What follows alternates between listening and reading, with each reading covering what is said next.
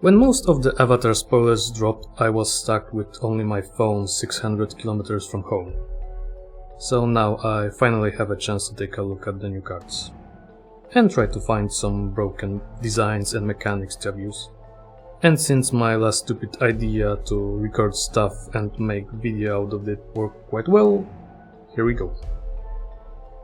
For the viewers that found me via FFT video, you may not have noticed the channel description yet, but my ramblings touch on game systems and mechanics in various media. So you can expect this kind of TCG content from time to time. Nevertheless, time to figure out what the new things will find its place in many decks, due to the design team running wild. This video will focus only on the main set, since I didn't have enough time to go through 700 plus cards in one go. Seriously, WTF Wizards.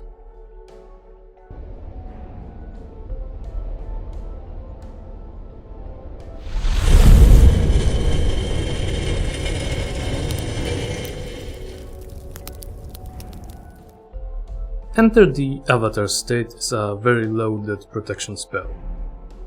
Flying, First Strike and Lifelink as a bonus to Hexproof can do a lot in decks like Narset Enlightened Exile or Elsha Treeform Master.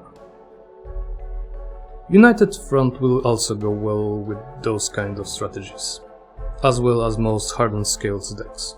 The templating is nice and gives you that +1/+1 counter on all creatures even if X equals 0. Boomerang Basics is a bounce for any non-land permanent for just a blue. Downside of being a sorcery speed is somewhat countered by drawing a card if you bounce something you own. Nice utility, requires specific shell to shine.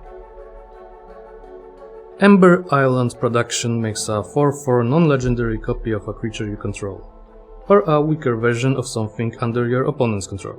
Seems innocent until you see it targeting something like Mirim Sentinel Wyrm. In decks that are fueled by its commander presence, this is just broken. North Pole Patrol is a mono-blue version of Kira's Follower. It costs 1 more mana, has some additional utility, but you still want to untap the One Ring or some other BS like that. The secret of Bloodbending has a lot of potential. Even at base effects you can do a lot during combat. Moving the worst possible attacks to the side, you can deplete mana from untapped lands, cast instant spells, activate abilities. It's a very board state and matchup dependent, but decks that want to troll their opponents just got a new toy. Spirit Water Revival is an additional draw 7 for Helliot the Warp Eclipse. Is it good? Not really.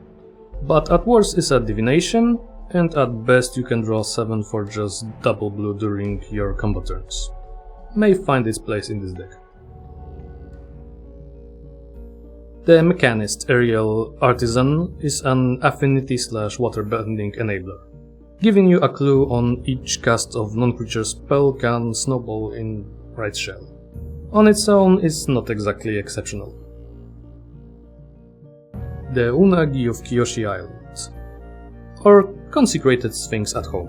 It will draw some cards and has built-in protection in form of a ward, plus you can flash it in response. Good in Simic decks and some mono blue shots. Tylee G-Blocker is another card that goes into Narset or Elsha decks. A flash body with built-in prowess that doubles as a blocker removal. More of a tech card, but if you need someone open for punching, she can help with that. Wan Shi Tong, Librarian, will probably be a chase mythic in this set. I know I want my copy ASAP. A flash flying vigilance body that can draw you cards when entering, and grows and draws you cards each time an opponent searches their library. Not to mention it can be a great mana sink for control decks. It can go basically into any blue deck and work well in there. The price will probably be bonkers though. Waterbender Ascension is a nice twist on coastal piracy and similar effects. cheaper to deploy, but requires you to connect 4 times before going online. Perfect for decks that use Mobilize or have Proliferate sub-team. And you can even give something unblockable as a treat. Yuet the Moon Spirit is a perfect commander if you want to cheat Omniscience or Portal to Phyrexia as a main game plan. Great build around and can be quite easy to pull off since she's blue and Training Grounds exists. Day of Black Sun is a very nice board wipe. Not only can you be precise with what creatures you want gone, but it also removes Indestructible, so something like Heroic Intervention in response will not save your opponents. Foggy Swamp Visions looks to me like a card with some potential. I'm not sure yet how you could break it, but exiling creatures from any graveyard to get temporary copies of them screams maximum value to me. Very matchup dependent, but you will feel great if you exile opponent's Atraxa Grand Unifier before he can reanimate it. Ka, the Face Stealer, is a build your own combo card. I think they tried to balance him with that pay 1 life to switch abilities, but I'm sure people already have game-winning piles ready for him. I think I'll quote my friend to describe May Scornful Striker. His reaction was, well, that's a stacks piece. And I agree. She's perfect to stop all the looping combo BS that cast things over and over. She's also a 2-2 with Fierce Strike for 1 and black, that's a legendary. All of those may be relevant. Firebender Ascension is another one of interesting enchantments. Potential to double up all the attack triggers as a monocolored permanent, and it even comes with a token that has attack trigger. Worth remembering its existence. Firebending Student has a very explosive potential in the right deck. Giving you mana on attack in a prowess deck can result in absurd numbers. Another card for Narset and Elsha. And it's perfect pairing for my Jaded Edge. Having a 1-3 with prowess and double strike can result in a lot of damage very quickly. Redirect Lightning is just good red interaction. Not on the level of Deflecting Swat, but quite close. Non-blue decks will be happy with this. Sozin's Comet can't be finisher in go white decks. Just attack with 10 tokens and then cast Comet Storm with that 50 red mana. Is this an efficient win con? Hell no. Is it funny AF? Hell yeah. Zhao, the Moonslayer, will probably not be as fun. The baseline of 2-2 legendary creature with menace for 1 and a red that has a non-basic stack staple to it is okay. The ability to add Blood Moon for 7 additional mana is not good, but not terrible. If you have Firebending deck, of course. You can activate this in combat, and if you attack with buffed Firebending Student, reaching 7 mana is not unheard of.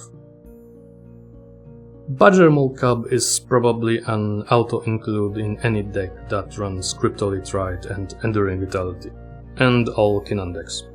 Unfortunately, it will probably be on the expensive side due to being a mythic.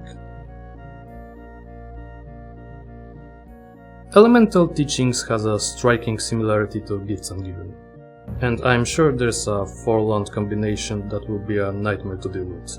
This one goes on the watchlist as a potential BS enabler.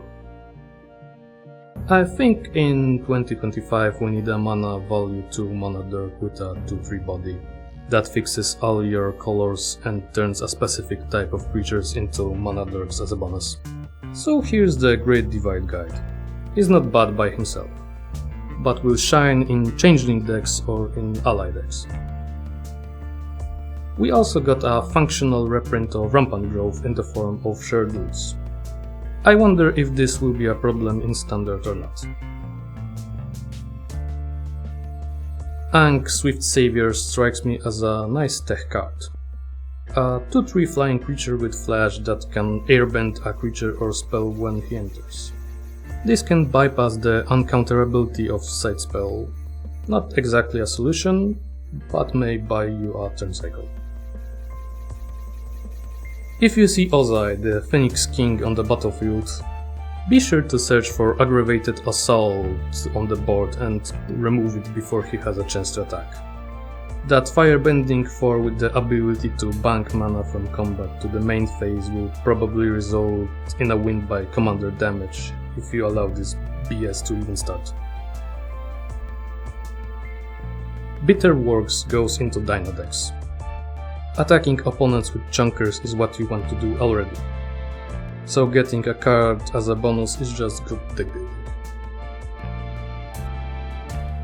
Fire Lord Azula is tempting me with BS potential. Her effect is not limited to once per turn, so if you have a flash enabler like High Fae Trickster or Leyline of Anticipation, she can do some really stupid stuff. Starting with extra turns, and doubling Priest of Gix or Priest of Urabrask for surprise I have a lot of mana now. The honest thing like doubling Haste Magic look very innocent if you think about her in this way. Sokka, Tenacious Tactician, will probably land near Narset or Elsha as a commander that can explode out of nowhere and deal little damage in combat in one turn. If you're running Maskwood Nexus, it will be even worse. Energybending will never be used in an honest way. It will land in 4 or 5 colored decks that want to use High Tide or Gripgast, maybe even both at the same time. It will generate stupid amounts of mana for them in the combo turn. That's it. Probably the same situation will occur with Fire Nation Palace. It looks like an enabler for multiple combats and will be broken in Ozai, the Phoenix King deck. This will be the last card I'll mention here. I have skipped some obvious things like the new Shrine set, which will obviously go into Shrine's deck, or other good but not exactly interesting cards. I still have the Eternal set to look through after all. Nevertheless, I think you should watch out for cards mentioned here, since there's a big chance that you'll see them on your table sooner or later. Stay tuned for the spotlight from the Eternal card set. Like, share, subscribe, and all that engagement things. See ya in the next one.